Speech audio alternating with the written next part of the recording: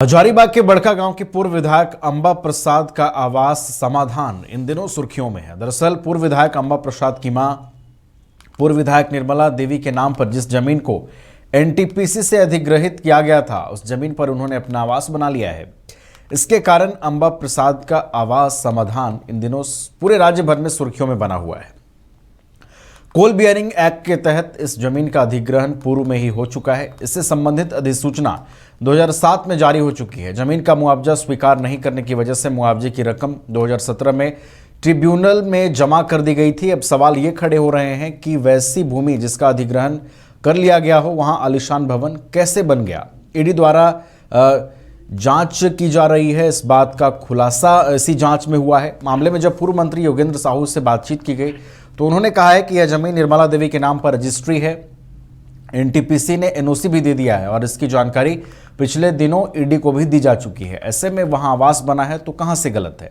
उन्होंने इस दौरान एनटीपीसी पर गंभीर आरोप लगाते हुए एनटीपीसी के पदाधिकारियों को सावधान हो जाने की चेतावनी भी दे डाली है।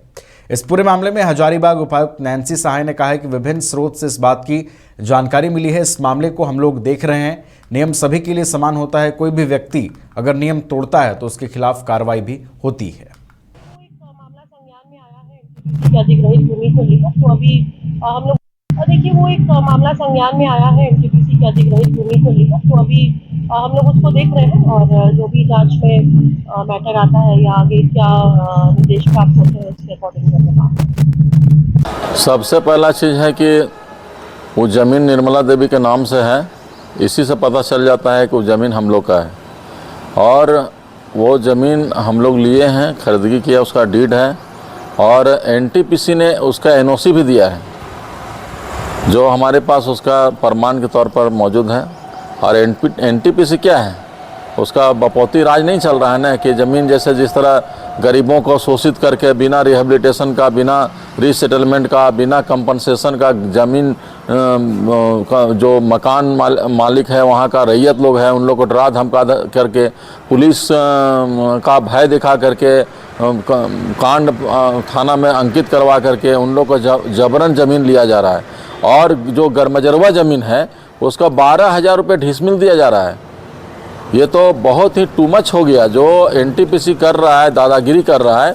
एक बड़ा हूल करने की ज़रूरत है। हूल क्रांति करने का हम लोग प्लानिंग कर रहे हैं और एनटीपीसी की दादागिरी नहीं चलने देंगे। एनटीपीसी दादागिरी छोड़ दे करना और नहीं तो इसका परिणाम भुगतने के लिए तैयार रहे। ये नहीं सोचेगा जो अंदर सब कमज़ोर हैं और हम ऐसा अपना आंदोलन करेंगे, इन लोग सबको बोरिया बिस्तर बंधवा देंगे। हम ये भी कह सकते हैं।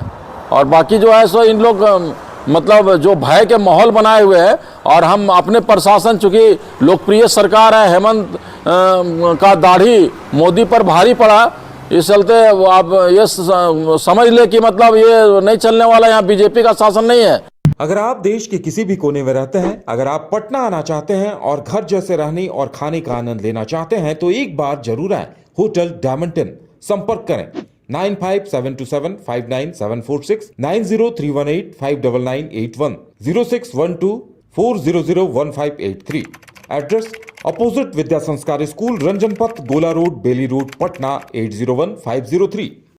विश्व स्तरीय मेडिकल सुविधाओं से युक्त रांची का देवनिका हॉस्पिटल, जहां है neonatal ICU, burn intensive care unit, modular operation theatre, 24/7 emergency trauma service, multi disciplinary ICUs, emergency care, MRI, CT scan, advance cath lab, fully automated path lab, echo, ultrasound, ultra modular patient beds और pharmacy. Devnika hospital and research centre, किफायती दर पर विश्व स्तरीय इलाज, ancillary Chowk, Tupudana industrial area, Ranchi.